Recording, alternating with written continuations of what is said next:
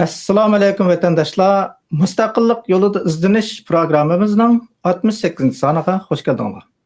Bugun biz hukumatimizning bosh ministri Abdulahad Nur Damollon bilan din va siyosat degan temada suhbatga kirishimiz. Suhbatimizga xush keldingiz. Hoş bulduk. Rahmet. Rahmat. Bugun men bu temani yanıla Cumhur Reisimiz Mehmet Emin Ala efendimning eksik qo'ygan muning so'zi bilan boshlashni niyat qildim. Zulmdan to'kilgan yeshingni hech kimning sirtib qo'ymaydiganligini bilganingda, yig'lashni emas, balki sana zulm qilganlarni yig'iltishni tanlaysan. Ya bir umr yig'lab o'tsan. Unutma, sen to'kkan yosh nurg'un odamlar uchun dengizning tuz suyidanmi qadrsiz. Ammo zolimlarning sen to'kkizgan har timim yeshi aşı denizdanmi büyük. Shunda bizning yeshimizni ertadiganlar yo'q. Mayli Türk qarindishimiz olsun, mayli dindosh musulmonlar olsun. Mayli demokratni bayroq qilib ko'targanlar olsun, ular bizning yeshimizni ertmaydi. Bizga zulm qilganlarning, ya'ni tajovuzchi Xitoylarning yeshini eqitishlar bizga birdan-bir to'g'ri tanlash. O'zini mazlumlarning qo'g'dug'chisi deb atib olgan 200-yilgacha Türkiye hükümeti Xitoy bilan terrorlikqa qarshi hamkorlikni kuchaytirish va'dasini yanglab, Türk dunyosidagi o'z qarindoshlari bo'lgan eng chong xiyonatga ishtirok qilayotgan bu vaziyatda Türk dunyoviy dangliq futbolchi Mesut O'zilning bir so'rinda yoshlar qilgan yurak so'zi qalbimizni larzaga soldi. U sharqiy Turkistonlikqa bo'layotgan zulmdan qattiq qayg'urganini va o'zining hech zamon zolim tarafda turib boqmaganligini so'zladi. O biz için haqni so'zlab nurg'un manfaatidan quruq qoldi. Ammo haqiqiy qarindoshlikni yetkazib, pok vijdonini saqladi. Biz Mesut O'zil va u kabi qarindoshlarimizga cho'nqur rahmatimizni bildiramiz. Bugun dal hukumatimizning bosh ministri Abdulahad Nur Damollon bilan zolim va zulmga bog'liq so'z temasida bo'lamiz. Abdulahad Nur Damollon, marhamat. Biz davomli xalqimizdagi din bilan siyosatni zid o'ringa qo'ydigan, ya'ni dinga taqvodorligini, ammo siyosatga aralashmaydiganligini ifodalagan xohishni ko'ramiz. Bu mantiqqa uygunmi? Euzubillahimineşşeytanirracim. Bismillahirrahmanirrahim. Assalamu alaykum qarindoshlar. Bu savol bizniki Sharqiy Turkistonliklar orasida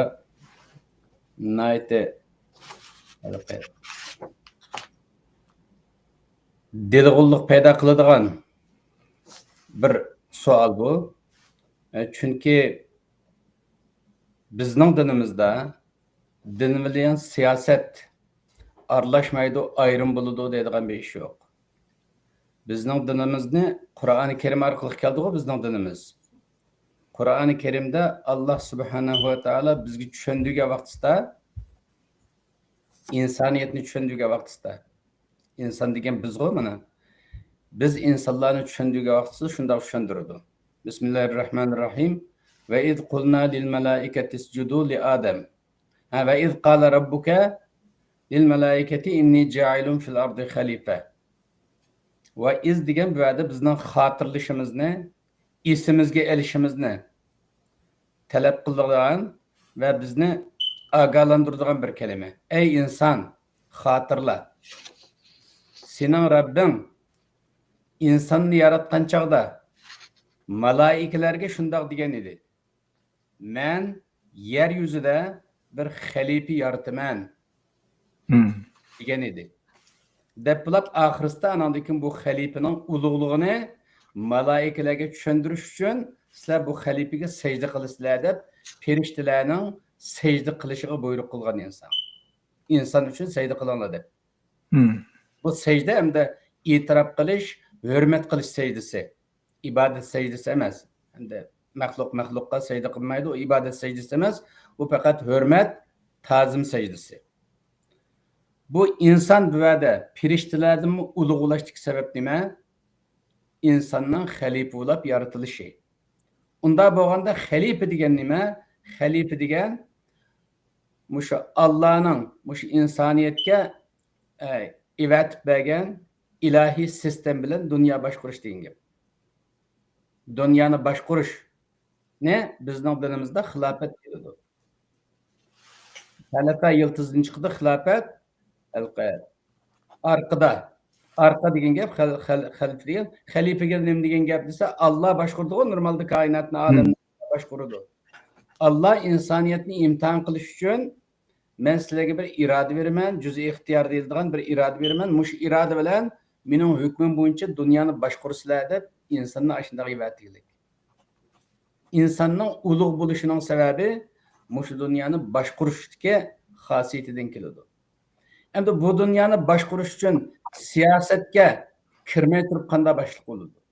Qanday boshqaruvchi bo'ladi? Masalan, siyosatga kirmagan odam saylamga qatnashmaydi, saylanmaydi. Hech qanday narsani men boshqaraman deydigan bir davası olmagan odamni siyosatga qatnashmagan odam deymiz. Men boshqarilsam bo'ladi. Men boshqarish niyatim yo'q. Meni kim boshqarsin deydigan odamlar siyosatga aralashmagan odamlar. Ammo men boshqarishim kerak. Men inson, meni Alloh inson qilib yaratdi. Meni Alloh inson qilgan vaqtda firishtalarni ulug' qilib yaratdi. Mening bu dunyodagi vazifam bu dunyoda boshqarish. Eng az bo'lgan vaqtda o'zimiz boshqarish, o'zimizning davlatini o'zimiz boshqarish, o'zimizning millatini o'zimiz boshqarish, yot dushmanlarga bo'ysunmaslik, ishg'oliyatga bo'y egmaslik, tajovuzchilikqa itoat qilmaslik deydigan bir niyat bilan yashaganning ismini İslamiyatda shu xilofat deyiladi. İnson shuning uchun yaratilgan. İnson mushundaq bir ulug' bo'lishining sababi mush xilofat yuzidan ulug'. Hamda boshqarmayman deb men siyosatga aralashmayman. Men boshqarishga qatnashmayman. O'zimizni boshqarishga aralashmayman. Meni kim boshqarsin deydiganlarni Qur'oni Karim nima deydi? Ularni hayvon bilan tanglaydi. Ulayka kal an'ami balhum adal. Boshqariladigan insonlar, boshqariladigan tipdagi insonlar, Allohning buyrug'i bilan kar bo'lmagan, beshiga kim chiqsa kar yo'q yurgan odamlar bular hayvonga o'xshaydi va hayvondanmi texmi ozg'un. Deb Alloh boshqarishga o'zini atagan insonlarni inson deb firishtadan ulug' deydi bir tarafdan, yana bir tarafdan boshqarishga qatnashmaymiz, biz siyosatga aralashmaymiz deydiganlarni hayvonga o'xshash va hayvondan ozg'un deb tuvanga tushirib. Shuning uchun bizning islom dinimizga ko'ra siyosatga aralashmayman deganlik yo'g'on gunoh. Yo'g'on gunoh kabiralarning nimasidan keladi. Shuning uchun siyosatga aralashmagan odam mush dunyoda xorliqda yashagandek oxiratdami jahannamga mahkum bo'ladi. Bu haqda payg'ambar alayhisalom nima dedi? Man lam yahtamma bi amril muslimina falaysa minna. Musulmonlarning ishlariga ko'ngil bo'lmagan, himmat ko'rsatmagan insonlar bizning qatorimizdan emas. Ya'ni mening ummatim emas demoqchi bu yerda.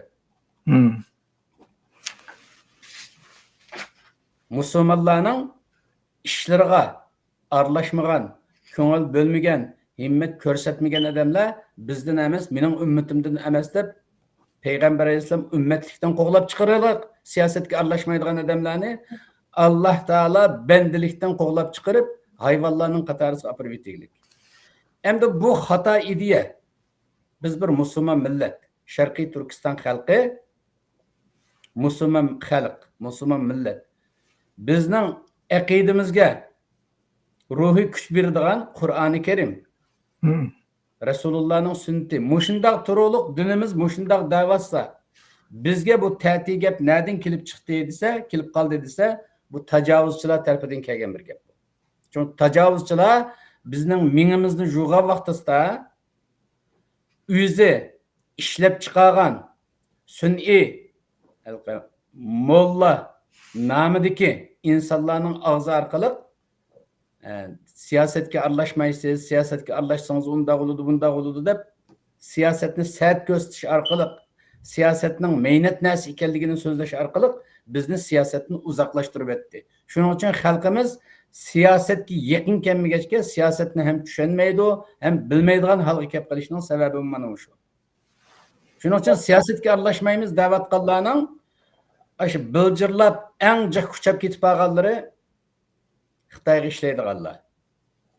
Ikkinchi darajadagilari nadon, dinni tushunmaydigan shu Xitoy agentliklarininki so'zlagan narsasi bilan kallasi jo'yilib, oqidan mangib ketgan nurg'un nadon insonlar bor.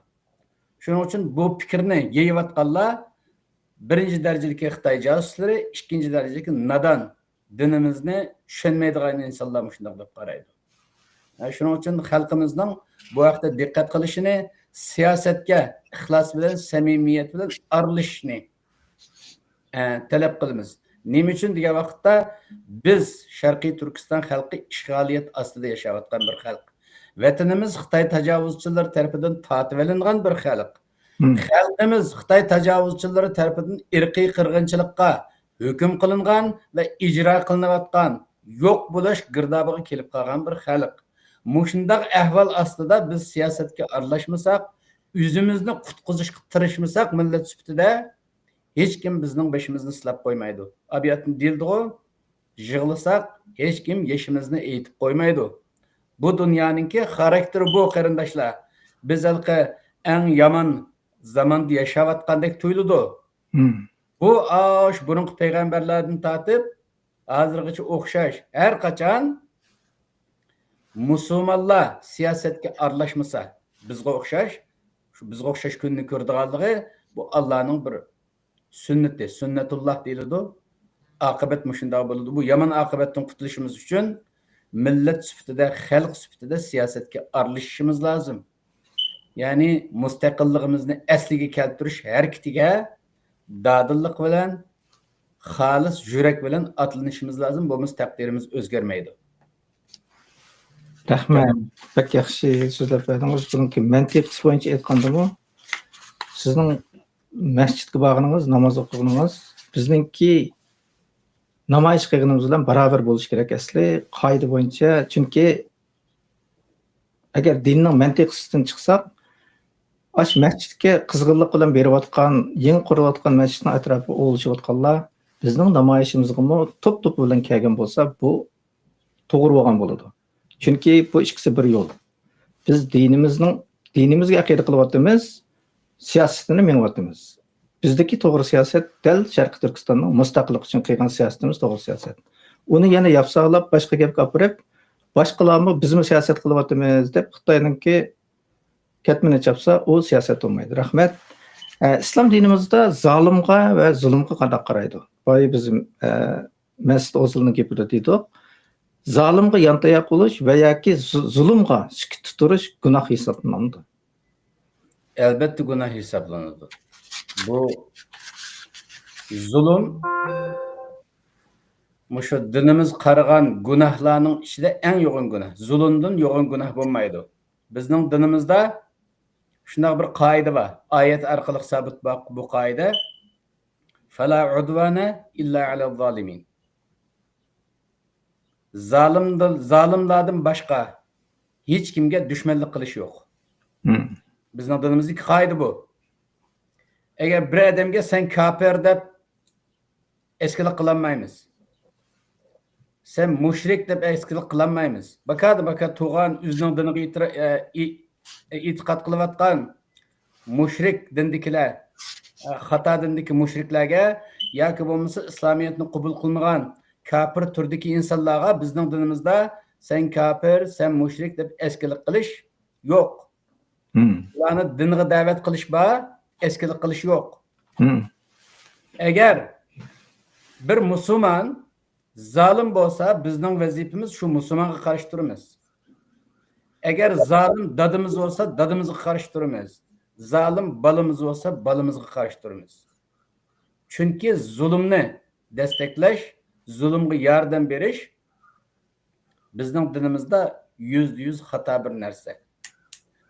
Shuning uchun Allah subhanahu ve taala Kur'an-ı Kerim'de bütün insaniyetke hitap kılıdığına hitap, bütün insaniyetke kılınığı hitap. Bismillahirrahmanirrahim. Ve la terkenu ilellezine zalemu fetemessekumun nar ve ma lekum min dunillahi min evliya thumme la tunsarun. Sadakallahul azim.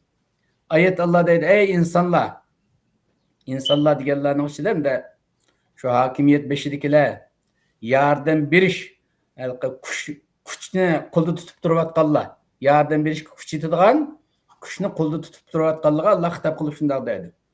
Ey insonlar, zolimlarga arq terak bo'lib bermanglar. Terkenu degan rukni yiltizdan chiqdi. Rukn degan ma uyni tutib turgan uyning tuvruklarini deymizku.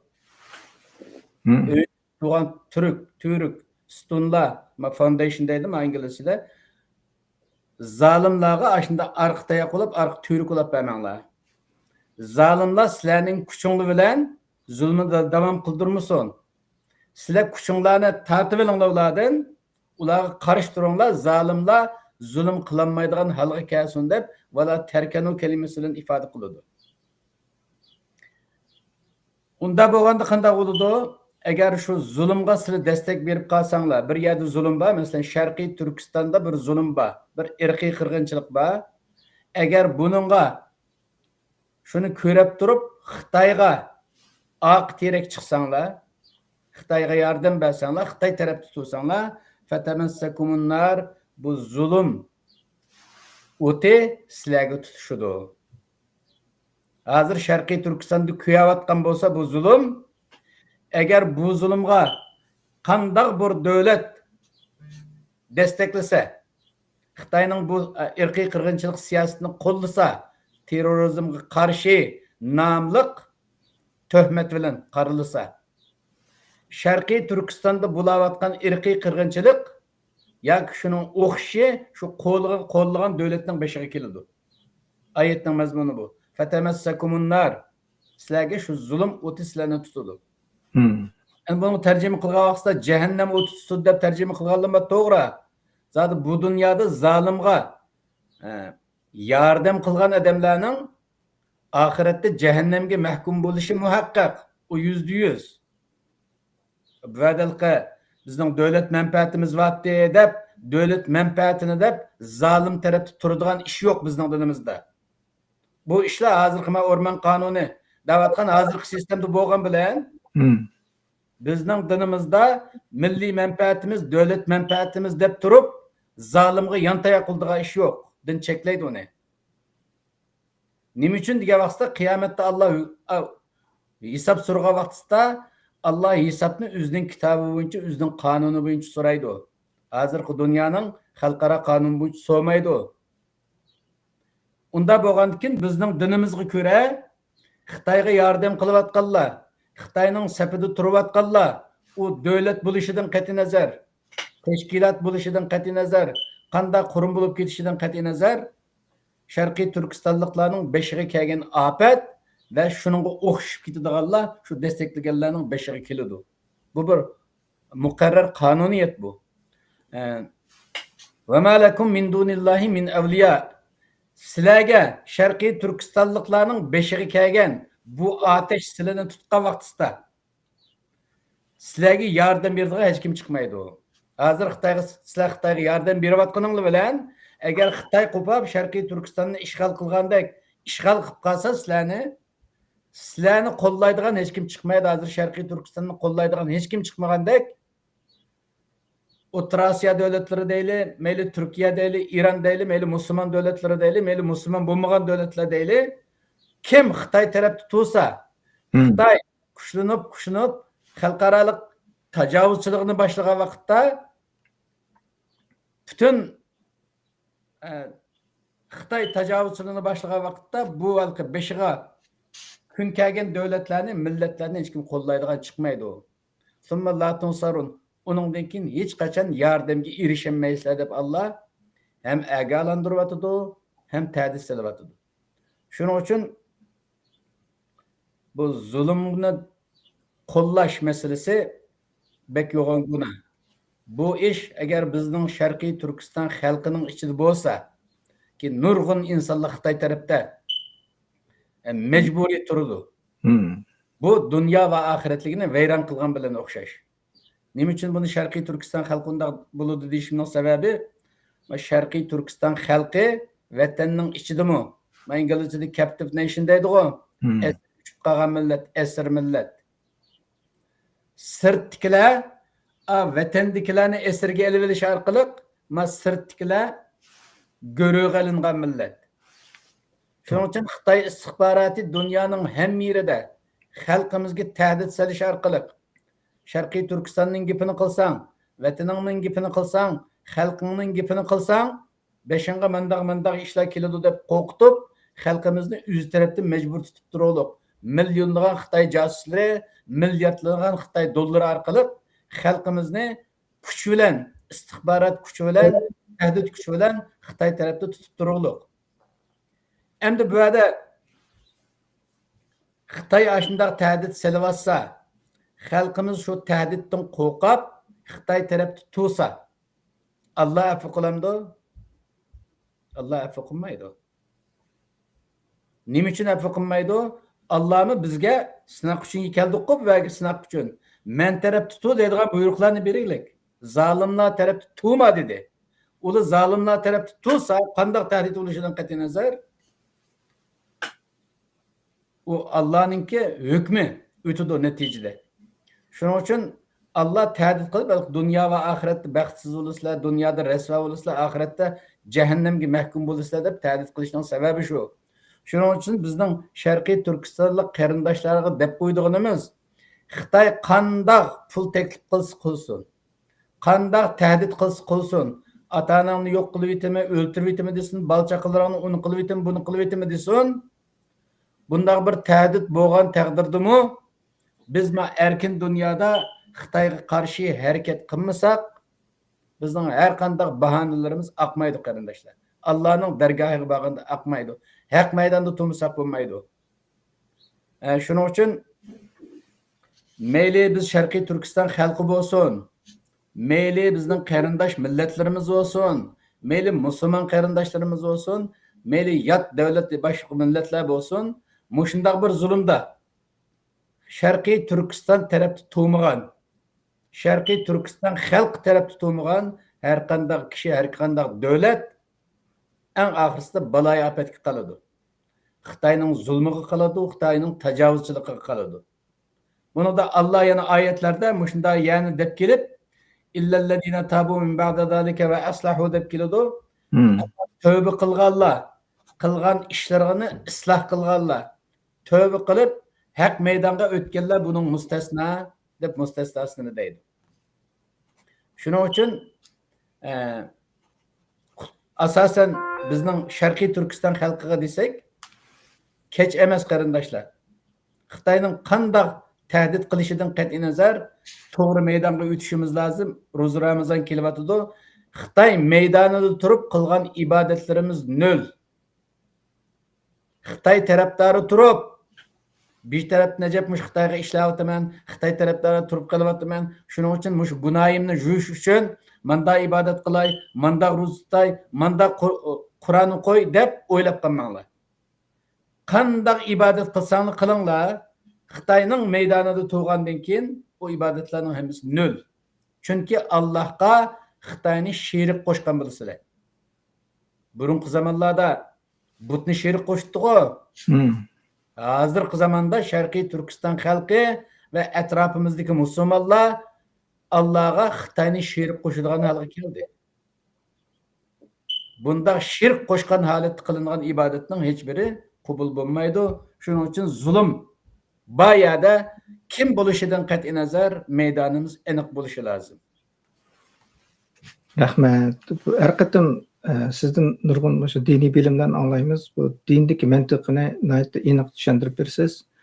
Bu cho'qim takrorlangan bu savollar takrorlangan bo'lishi mumkin deb o'ylaymiz, ammo har qatim anglaganda bizningki qilayotgan ibodatimizning diniy asoslarimizninki bir tegivoliqni sizning og'zingizdan anglab tushunyapmiz. Haqda turmoq uchun zolim qarshi turmoq kerak ekan, zolim Xitoy o'g'in ekan, bizning zolim qarshi turgan to'g'ri usulimiz faqat va faqat Sharqiy Turkistonning mustaqilligi orqali amalga oshar ekan. Ham Xitoy taraf turib qo'ygan butun ibodat barliq aqidaning hammasi yanala gunohga yotar ekan. Rahmat buni tushunib olganimizga. Endi biz vatanimiz Sharqiy Turkistonning mustaqillik uchun kurash qilamiz va buni Alloh rizosi uchun deb tushunamiz, sharhlaymiz. Bu bizning ummatchiligimizga zidmi? Bu pek muhim savolkan. Şu oxirgi yerdan boshlaylik. Bizning ummatchiligimizga zidmi deydigan yerdan boshlaylik. Biz Sharqiy Turkiston xalqida ummatchilik qiladigan salohiyat dahi yo'q. Ummatchilik qilamiz desak kulkiga qolamiz. Biz musulmon bo'lish sutimiz bilan Muhammad alayhisolamning ummatining yaxshi ahvolda bo'lishini orzu qilamiz. Muhammad alayhisolamning ummatining kuchli bo'lishini orzu qilamiz. Bu bizning musulmon bo'lish sutimiz bilan orzu emas. Ammo biz ummatchilikni biz qilamiz desak, Sharqiy Turkiston xalqi sifatida biz qilamiz desak, bu yarashmaydi. Nima uchun? Sharqiy Turkiston xalqi qanday xalq? Abiyat deb o'tgandek, asr xalq. Chiqqan bir xalq. Qul o'zini azod qilmay turib, boshqalarga yordam qilolmaydi. Chunki qul qilib olganning amri farmoniga bog'liq yashaydigan bo'lgandan keyin u qulluqdan azod bo'lmay turib, boshqalarni azod qilg'ili olmaydi. Qulluqdan azod bo'lmay turib, boshqalarga yordam qilg'ili olmaydi. Bu nuqtadan qilgan vaqtda biz Sharqiy Turkiston xalqining ummatchilik qilish salohiyatimiz dahi yo'q. Misol versak, cho'ng bo'lmagan bolani o'lib qo'yg'ili olmaydi-ku. To'yini qilish uchun cho'ng bo'lish kerak. Agar kichik bolani to'y qilib qo'ysa, haq kuladi. Nima qilg'iydi mana haqning deb. Shuningga o'xshagan biz taqa ummatchilik qilish balog'at yeshiga yetgan xalq emas. Chunki biz ozod emas, mustaqil emas, hokimiyat, kuch bizning qo'limizda emas. Yana bir misol.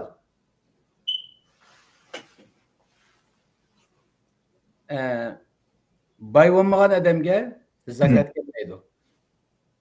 Bizning iqtisodimiz nisobga yetmasa, zakat kelmaydi, chunki kambag'al hisoblanamiz.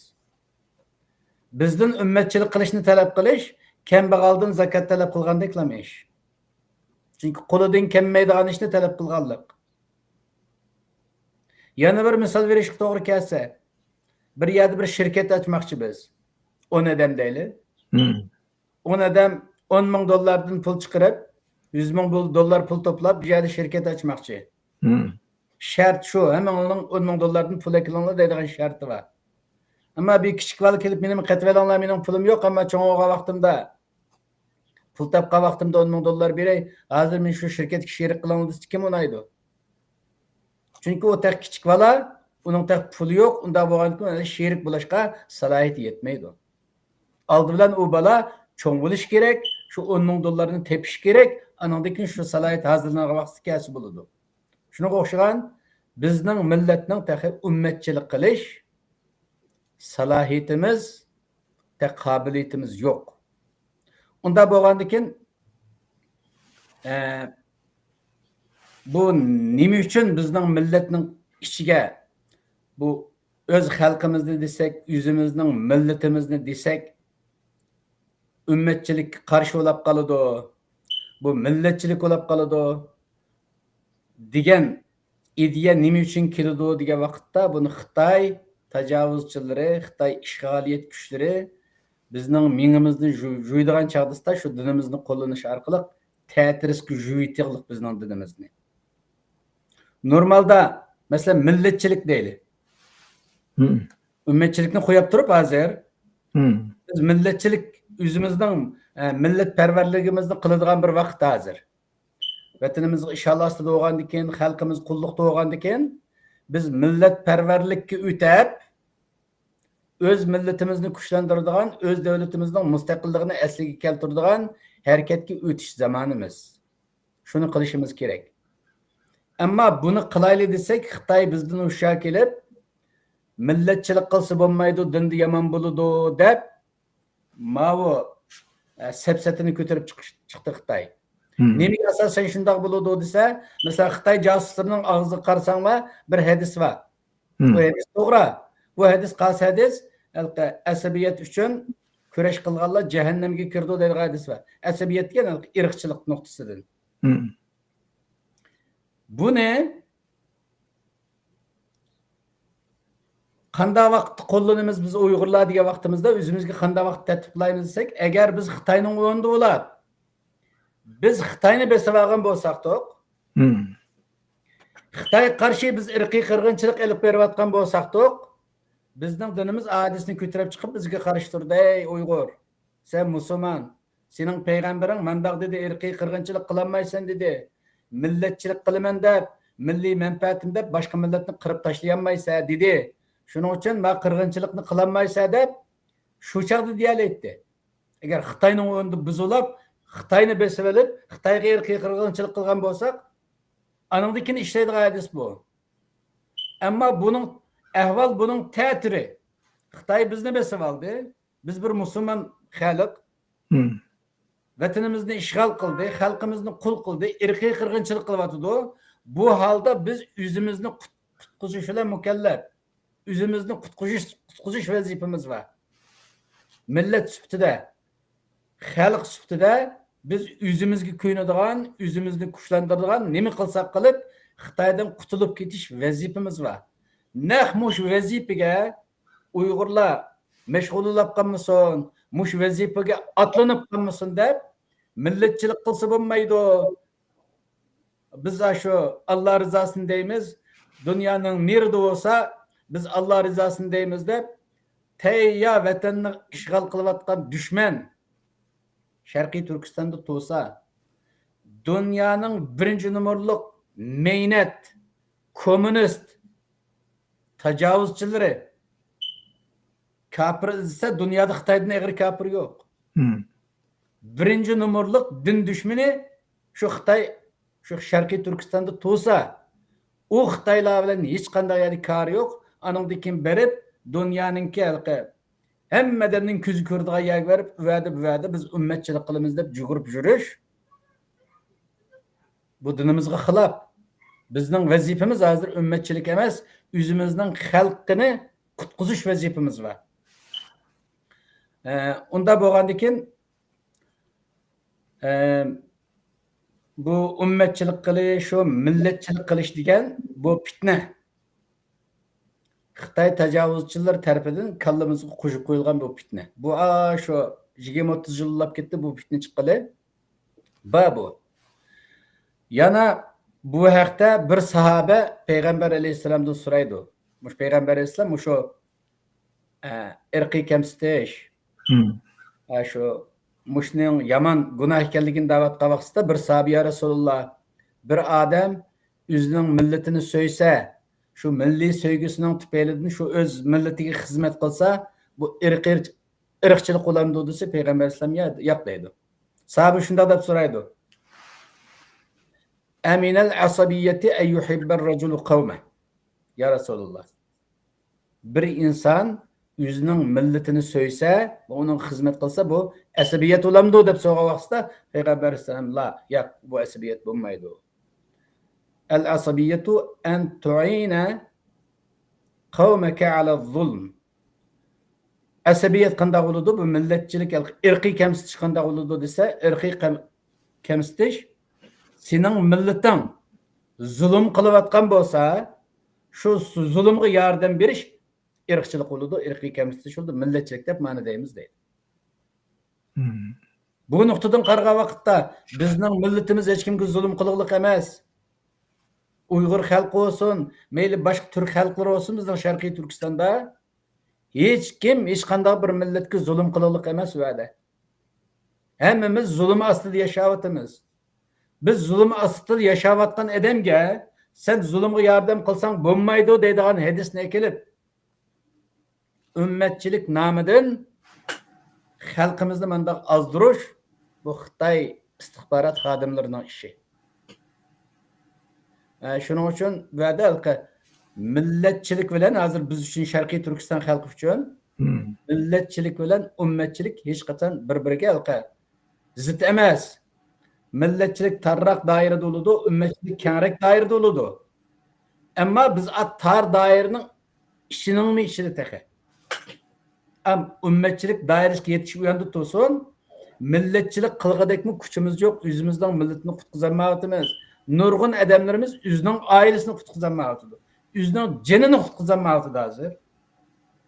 Umum yüzlük bir irqi kırgınçılık aslında turbatkan bu biçare millet, yüzünün cenini kutkuzanmağıtkan bir millet, Xitay casusları tarafından ümmetçilik namı bilen minsi juyuluvatıdı.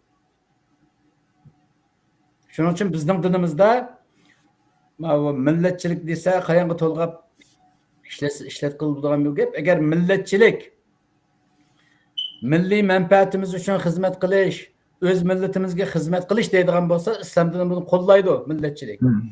Agar milletçilik o'z millatimizni deb turib boshqa millatlarni izidiga shu bo'lgan bo'lsa, buni cheklaydi. Bu milletçilikninki ta'rifini bilib olishimiz lozim. Shuning uchun agar bizning niyatimiz o'z xalqimizga xizmat qiladigan, o'z xalqimizni qutuldiradigan mandaq niyat bo'ladigan bo'lsa, bu dinimizning hech qanday yeriga putlashmaydi. Putlash emas, bizning ustimizga dinimiz tarafidan bekitilgan farz ibodat hisoblanadi. Shuning uchun biz bu Sharqiy Turkistonni qutqizish, Sharqiy Turkistonning mustaqilligini asliga keltirish, Sharqiy Turkiston xalqini ozod qilish harakatini ibodat deyishimizning sababi shu. Normalde ibadet nima deymiz? Nimani ibadet deymiz? Allah buyurgan bir ishni qilganni ibadet deymiz, shundaymi? Allah bir ishni qiling desa, masalan, namoz o'qing dedi, namoz qildik, ibodat. Haj qiling dedi, hajga bordik, ibodat. Zikr tasbih ayting dedi, zikr tasbih aytdik, ibodat.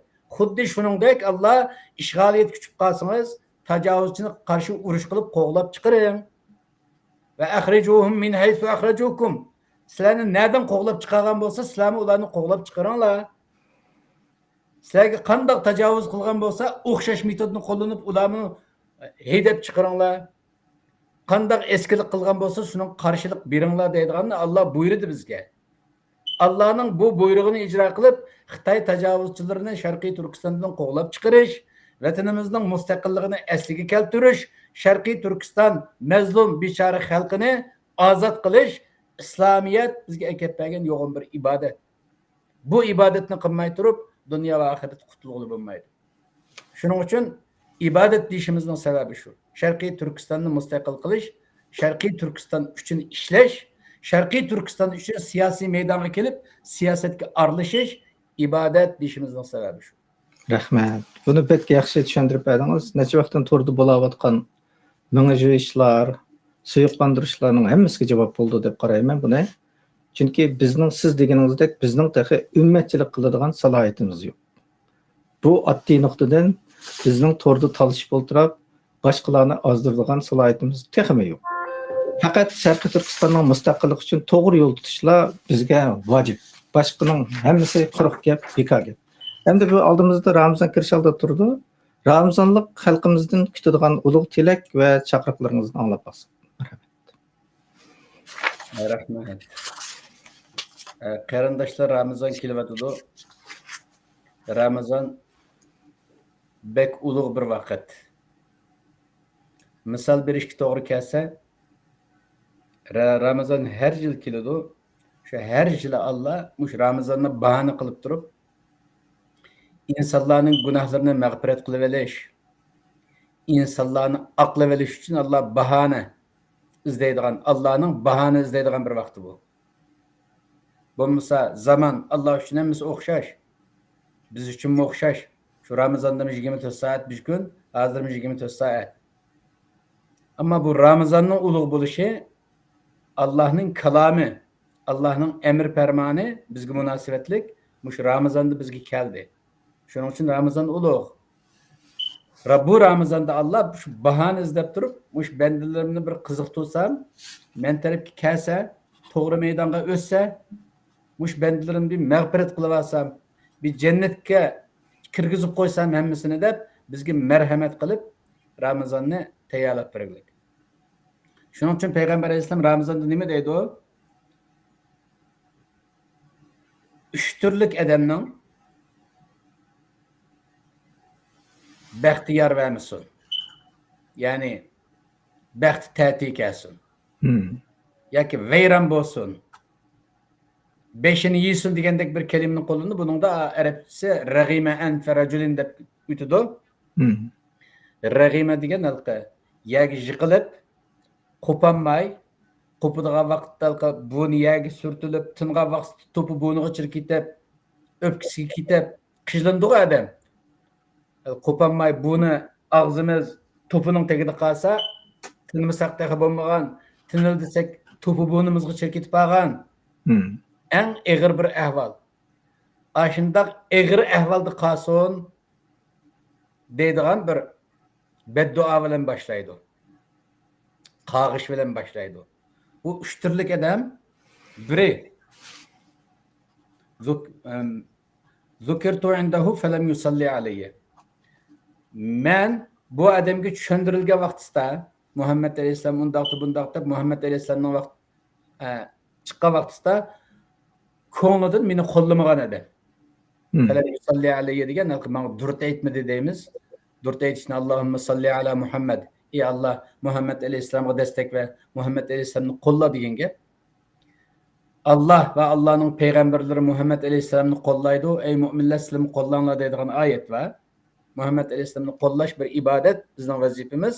Shu Muhammad alayhisalomning gapi chiqsa, Allohumma salli ala Muhammad demagan odam, Muhammad alayhisalomni qo'llamagan odam baxtsiz bo'lib ketsin deydi. İkincisida Ramazon keldi. Ramazonni o'tkazdi 30 kunni, ammo gunohlari hala shu peti qolaliq. Allah Ramazonda insonlarga yalveraylik, bandalarim ibodat qilinglar, miya qilinglar, gunohlarni mag'firat qilib qo'y deb Allah 30 kun ichida yalverdi. Leylatul Qadrda eng og'ir shaklda yalverdi. Bayram kunlarida Allah yalverdi. Ashundaq yalvergan kunlardimi Allah'ның aldığı barmay, haq meydanға qaytib kelmay, tövbe qilmay, gunohlari kechirimsiz qolgan inson baxtsiz bo'lib ketsin. Üçüncü turliki hayat vaqtida ota-onasi ikkilisi yoki bir hayat bo'lib, ota-onasining duosini olmay, ota-onasi dunyodan o'tib ketib qolgan. Ata-onasining duosini olmagan insonlar baxtsiz bo'lsin deb duo qiladi. Endi bu hadisni kelishimizning sababi shu Ramazon kelgan vaqtida gunohlaridan kechirim qilinmay qolgan insonlar baxtsiz bo'lsin deb bir qag'ish va buada. Buni men buada nimishqa bu aqlimga keldi degan vaqtda, nimishqa bu hadisni dedim degan vaqtda biz Uyg'ur millati dediki kasallik bek eg'ir to'yladi menga. Bizning xalqimizda, Sharqiy Turkiston xalqida ma'naviy bir kasallik bor. Bu kasallikning tufaylidan hatto hushimizdan ketaylik, millat sifatida hushimizdan ketaylik. Bu hushini ketkizib etishni bir azob sifatida Allah Qur'oni Karimda deydi, fa akhadathum sa'iqa. Mushu badbaxtlikdan, bek dunyo parast bo'lib, ruhiy o'lganlikdan berildiğin bir azap es-sa'iqa degan, hushidan ketkizib etadigan azap degan gap. Endi mushu azap bizning beshimizda bormiki deb ensirayman. Davomli ensiraydiganim bu qanday azap desa, endi sizlar doktor bo'lgan odam oldindan kasalga diagnoz qo'yish kerak-ku. Adamda mandaq kasal bor ekan deyish uchun diagnoz qo'yish kerak. Bizning xalqimizda bir o'ylanmaslik, tirilmaslik kesilimiz var. Buni Allah Qur'oni Karimda shu o'ylanmaslik, tirilmaslik kesilini sa'iqa deb ataydi. Yana bir yerda az-zillatu vel maskana. Masalan, ve duribat alayhimuz-zillatu vel maskana. Bu tipdagi insonlarga zillat va maskanat tamg'urilib ketdi deydi. Zillat degan xorliqni qabul qilish.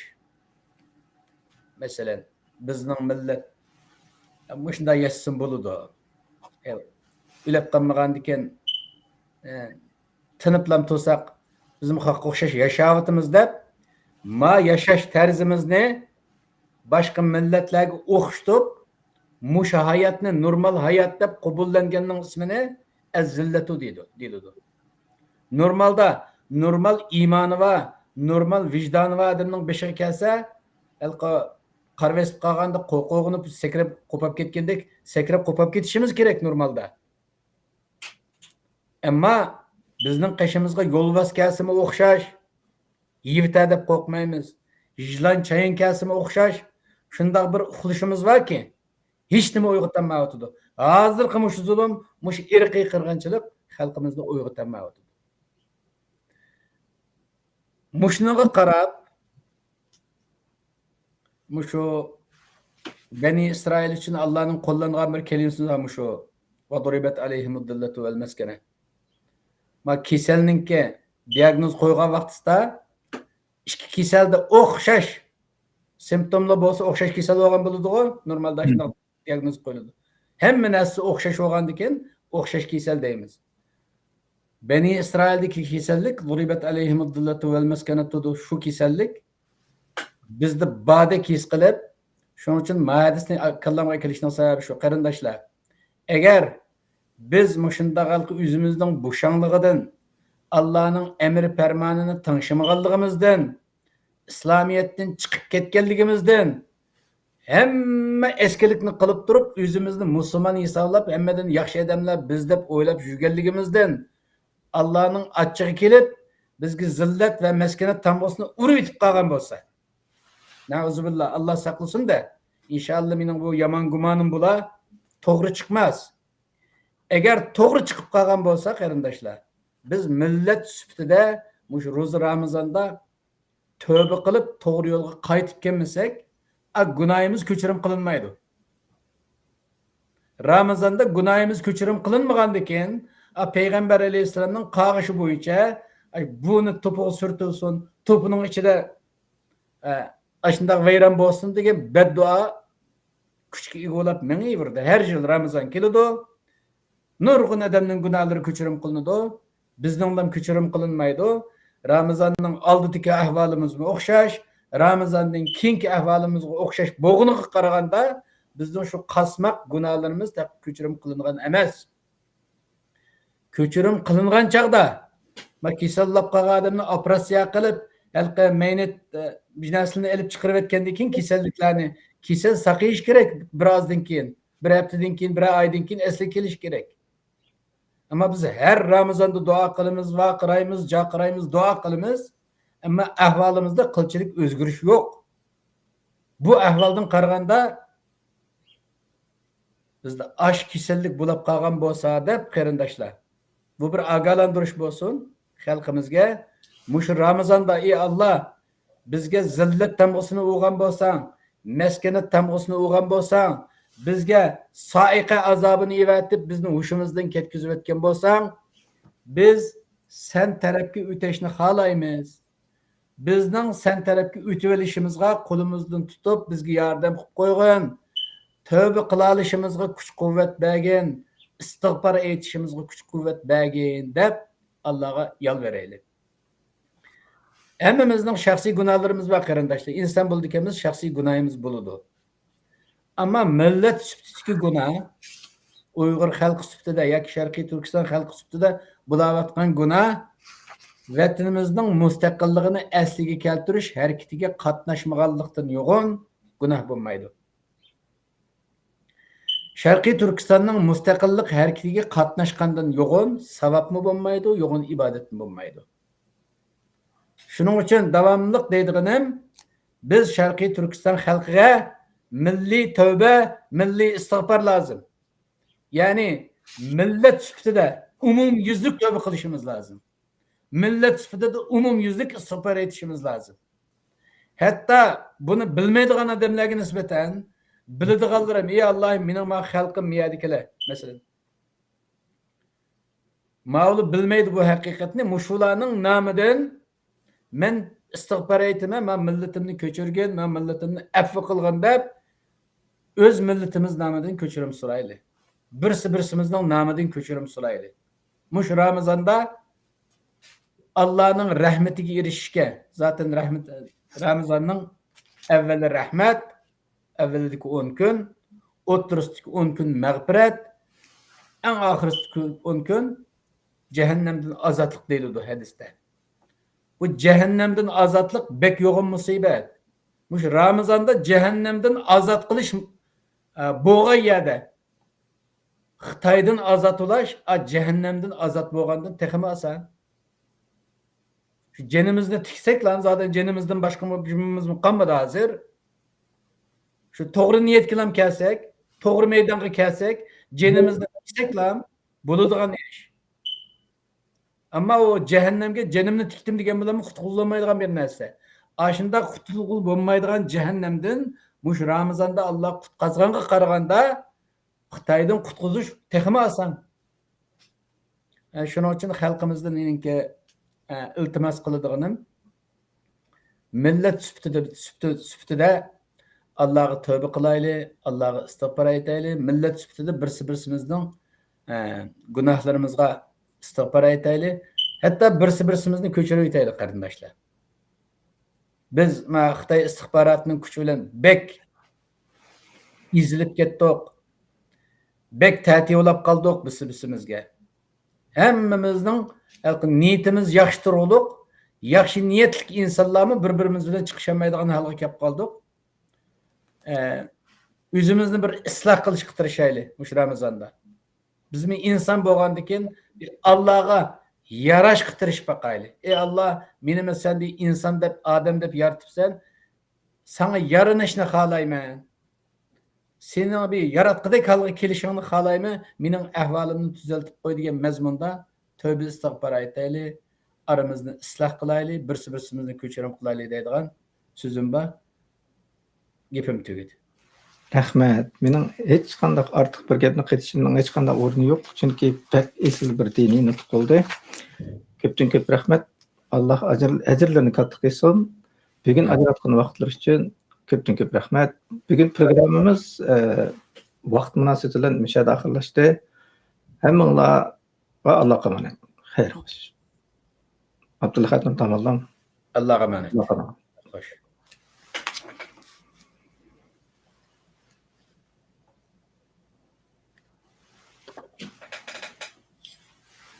Rahmat. Tamam,